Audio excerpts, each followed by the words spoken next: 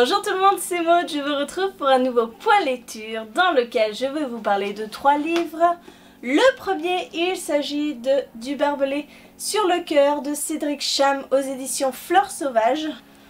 Le second est tout court, il s'agit de Dernier jour d'un condamné de Victor Hugo paru chez Librio Littérature. Et le dernier, il s'agit du premier tome d'Au-delà des étoiles, les forêts d'Akora de Thomas Clearlake aux éditions Moonlight.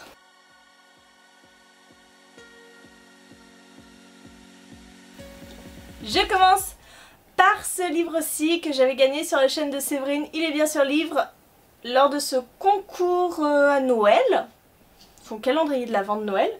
Vous le savez, je ne lis quasiment aucun contemporain parce que je ne suis pas vraiment fan. Généralement, je ne trouve pas d'intérêt au contemporain. Je finis la lecture et je me dis, bah ouais, j'en retire rien. Dans ce livre-ci, c'est très différent. Ensuite, 3 personnages. Le premier, Driss, est un délinquant récidiviste. Il sort de prison et décide cette fois-ci qu'il va être clean et qu'il va mener une vie normale. Le second, c'est Serge, qui lui aussi sort de prison après avoir purgé une peine pour pédophilie. Et lui, c'est pas du tout le même état d'esprit. Lui, il veut pas se ranger. Lui, il veut profiter de sa liberté. Et le dernier de ces 3 hommes, c'est Szymanski, un flic de la BAC, de nuit, qui va se retrouver au cœur d'une enquête. Et voilà, on suit ces 3 hommes durant des chapitres alternés. Et ce livre est percutant. Ça m'a fait l'effet d'un coup de poing, tout simplement, parce que aucune de leurs 3 histoires ne se ressemble vraiment, et pourtant quelque chose va les réunir et à un moment chacun va croiser la route de l'autre. Et c'est super bien foutu, on s'attache énormément à Driss. Moi j'ai eu vraiment un très gros attachement à ce personnage qui est en quête de rédemption, qui veut s'en sortir, sauf que il a beau être gentil, il a beau être tout ça, à un moment l'argent facile, et ben ça fait vite replonger. Donc Serge par contre, on le déteste cordialement puisque ce personnage est abject. Et Szymanski, on est un petit peu entre les deux. Lui il est pas tout noir, il est pas tout blanc, il est un petit peu entre les deux. C'est très difficile de le cerner jusqu'à la toute fin. Bref, j'ai vraiment aimé cette recherche qu'a fait l'auteur pour nous faire aimer, nous faire détester des personnages, pour les mettre en relation et qu'on soit surpris à la fin de ce pourquoi, comment leur chemin se rencontre.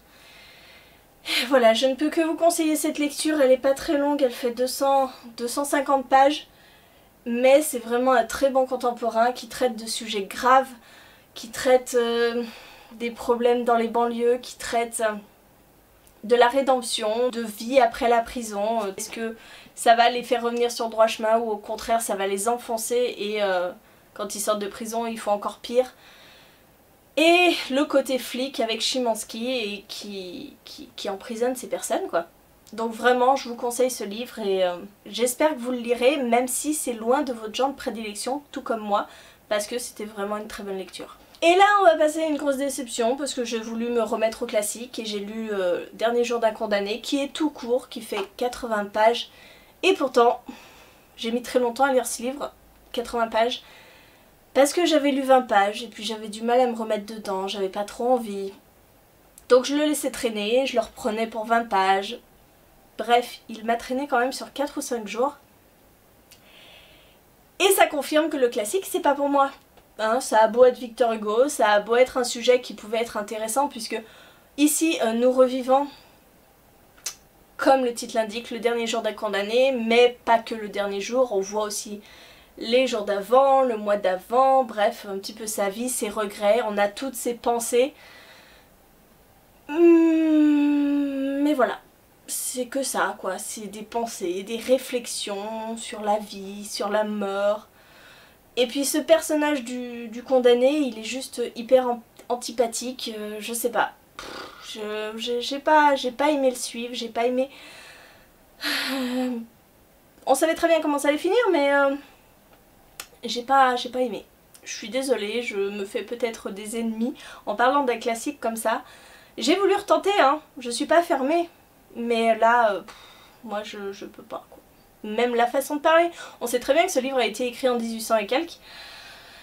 La façon de parler, assez geôlier, c'est monsieur, voulez-vous, machin, très poli, très... Enfin, je sais pas, si t'es condamné à mort et si tu penses que c'est une méprise, je sais pas, t'es pas aussi poli, quoi. Mais c'était à l'époque, je peux comprendre, hein, mais pas vraiment d'intérêt pour moi. Et le dernier livre, je l'ai reçu de la part de la maison d'édition Moonlight, qui est toute jeune maison d'édition et qui publie ici son premier roman, sa première publication. Et je peux vous dire que cette lecture... Je suis passée par tout un tas d'émotions. J'ai lu une centaine de pages d'un coup et c'est vrai qu'au bout de ces 100 pages, je me suis surpris à me dire mais je comprends pas grand chose. Je comprends pas grand chose et je me suis surprise à faire beaucoup de notes. D'écrire tel personnage fait partie de tel peuple, tel personnage fait ci, la relation... En fait, c'est une lecture assez compliquée de prime abord quand on se lance dans le récit. Parce qu'on arrive dans un univers déjà tout créé, tout fait, et on plonge dedans sans avoir su ce qui s'était passé avant en fait. Pour faire simple, le résumé, nous suivons 3 émissaires qui vont se rendre sur la planète d'Akora pour rechercher un mystérieux objet. En fait, on ne leur donne pas précisément une mission, on leur dit de se rendre dans un monastère et de parler aux moines qui... garde ce monastère et de là va découler une autre mission, etc. etc.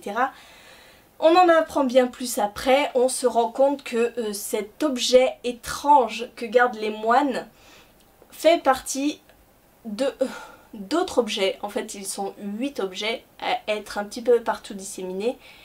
Et les 3 émissaires vont se lancer à la recherche des autres objets un petit peu partout dans la galaxie.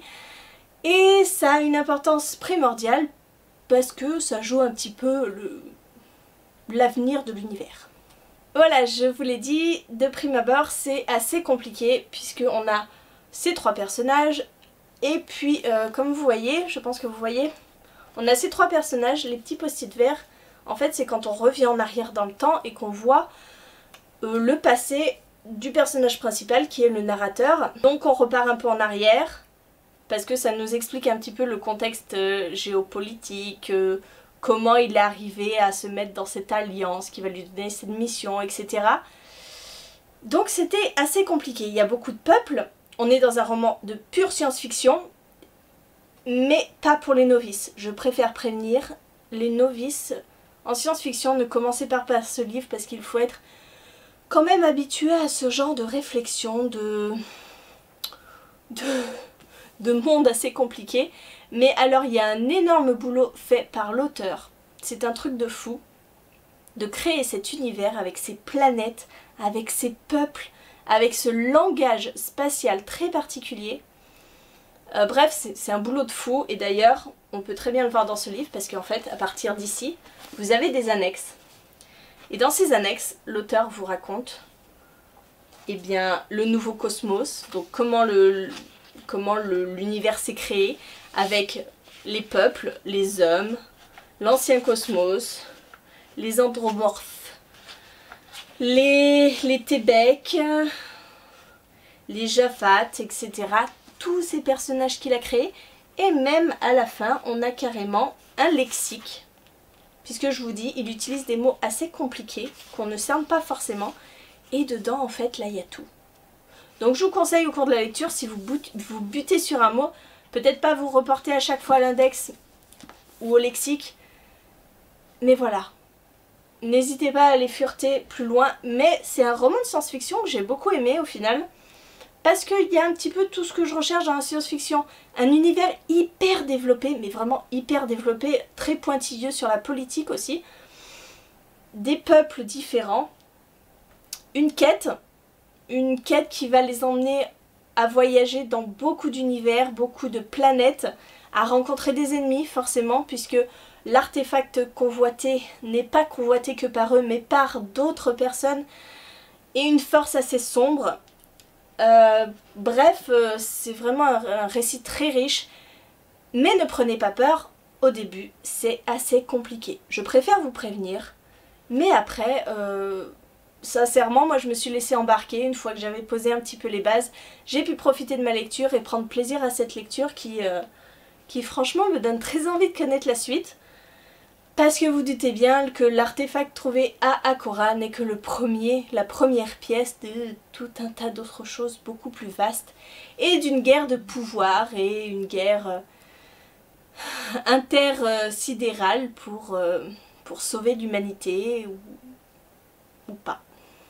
Voilà, je vous le conseille, hein, mais pour lecteurs avertis de science-fiction et pour lecteurs non novices, voilà. Les novices oubliés. Voilà, j'espère que ce point lecture vous a plu. Parmi ces 3 livres, il y a un livre que j'ai lu pendant le Weekly Book Color Challenge que j'ai fait la semaine dernière. Le prochain point lecture sera consacré à mes 3 autres lectures du Weekly Book Color Challenge parce que en exclusivité, vous savez que j'ai réussi ce challenge puisque j'aurais lu 4 livres. Vous verrez, le prochain point lecture, il y a de très bonnes lectures. En attendant, eh bien écoutez, n'hésitez pas à me dire en commentaire si vous avez lu un de ces livres, si vous aussi le classique ça passe pas, ou si ça passe, donnez-moi des titres qui passent, parce que même un petit bouquin de 80 pages ça passe pas. Voilà. En attendant, je vous souhaite une bonne journée, de bonnes lectures, et je vous dis à très bientôt dans une nouvelle vidéo.